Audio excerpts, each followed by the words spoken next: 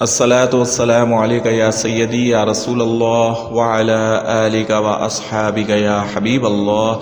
السلام علیکم ورحمۃ اللہ وبرکاتہ۔ محترم سامعین کرام، شب برات یعنی کہ 15ویں شب انتہائی فضیلت اور اہمیت والی رات ہے۔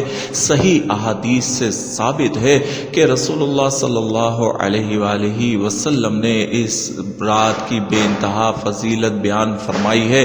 ہم سب کے نامہ اعمال ہمارے رب کے حضور پیش ہوں گے۔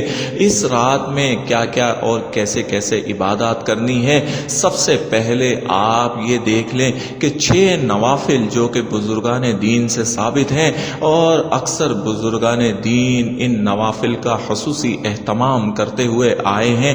آج میں ان 6 نوافل کا مکمل طریقہ اور اس کی کس نیت سے پڑھنا ہے یہ آپ کو بتانے کی سعادت حاصل کر رہا ہوں۔ 15ویں شب جیسے ہی شروع ہو، یعنی کہ مغرب کی نماز سے ہی آپ عبادت کے لیے اپنے آپ کو وقف کر لیں اور غسل کر کے آپ مغرب کی نماز ادا کریں۔ نماز کی ادائیگی کے بعد آپ نے 6 رکعت نماز 2 نفل کر کے پڑھنی ہے۔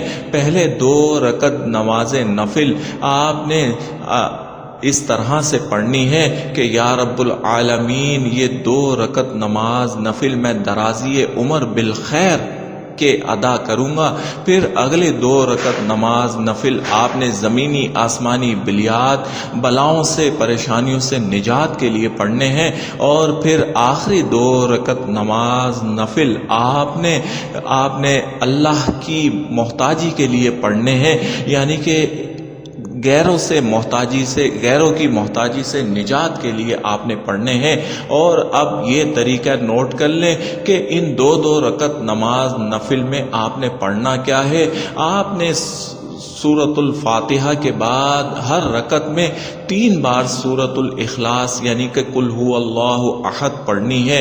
ہر رکعت میں 3 بار سورۃ الاخلاص پڑھیں، اور آپ اگر زیادہ بار پڑھنا چاہ رہے ہیں تو 7 بار اور 11 بار بھی پڑھ سکتے ہیں۔